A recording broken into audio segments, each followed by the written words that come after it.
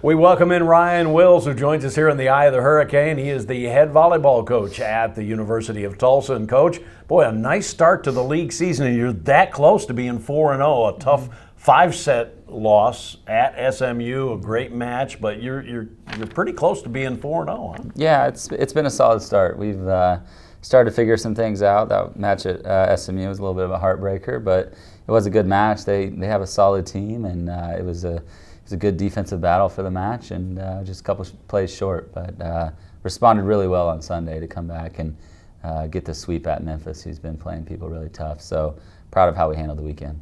Yeah, that's what I was going to say. The match after that, the Sunday match against Memphis, you get concerned, I'm sure, as a coach. Hey, how's this team going to react to kind of a tough loss? Yeah. But you guys bounced back. Yeah, it's something we talked about going into league play, that the West is super close. Every single match had gone to 5 up until Sunday.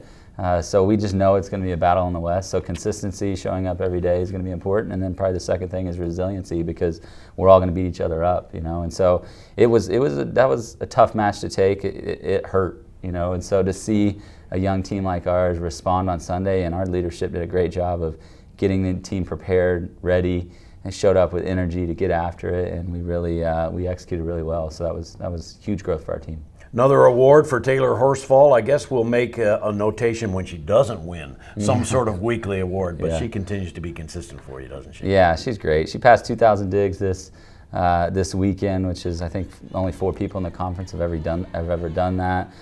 She gets awards every week, and it's just, I kind of joke with her, like, you got to quit being so greedy. Other people need some love too. But she works hard. She deserves it. She knows the game plan as well as anyone. She knows the opponent as well as anyone. It's nice as a coaching staff that we're defensive oriented, but we can actually talk to her about it and go, what do you think? What do you think about this? Or what do you think about that? She's that far ahead of the curve defensively and understanding what's happening that you can almost use her as a coach a little bit on the floor, and she's got a better view than we do. So it's nice to have out there. I was going to say, she sounds like a future coach, huh? Yeah, we'll see. It'll be interesting to see what she does, but if she wanted to, she'd be great at it. All right, so where are the areas that you're most pleased with and most concerned with right now with your team as you get ready for a couple of home matches?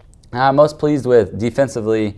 Last weekend, we focused on certain attackers from both opponents, and they hit negative. So we executed the game plan defensively extremely well.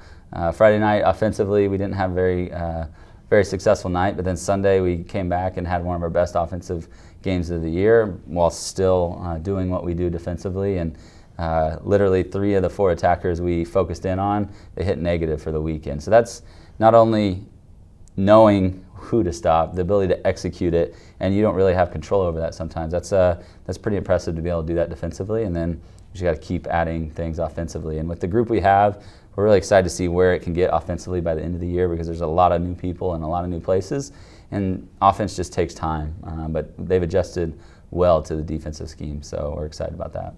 Yeah, and in your 17 matches, only 3 have gone to the 5th set, which I find a little bit fascinating, because I think that 5th set is just really exciting. Yeah. Probably not for you as a coach, because it's pretty nerve-wracking. But what's the importance of the 5th set? And is because you get to 15 and it's over. So is it just kind of intensified and condensed, or? Yeah, it is. I love 5th sets. It's fun. I think the amount of seasons that are won are successful seasons because of how you played in the 5th set. I think they're exciting. I think the players love them.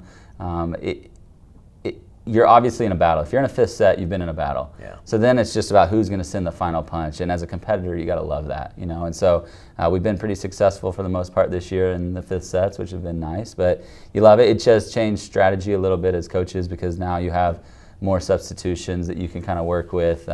You gotta make sure your hot hitters are in a good place early, because you don't want them back row most of the set. There's some strategic things, but more than anything, it's just a mindset of who's going to embrace that 5th set and who's going to send the last punch. All right, so we will have some matches this weekend. On Friday at 7 o'clock, it's Tulane, and then also Sunday at 1 o'clock, another one. So what's coming up this week in the league? Good teams, right? Yeah, I mean, Houston, speaking of 5 sets, they've gone 5 sets every match, and they're in first place at 4-0. Wow. You got Tulane that we're tied with in second place in the West, so it's a huge weekend. You got both those teams coming in here, and it's going to have a huge impact on the finish when it comes to the West at the end of the year. So 3 teams that play really good defense, so it's going to be defensive battle, and excited about it. It's just going to be a grind all weekend. All right, let's go get it.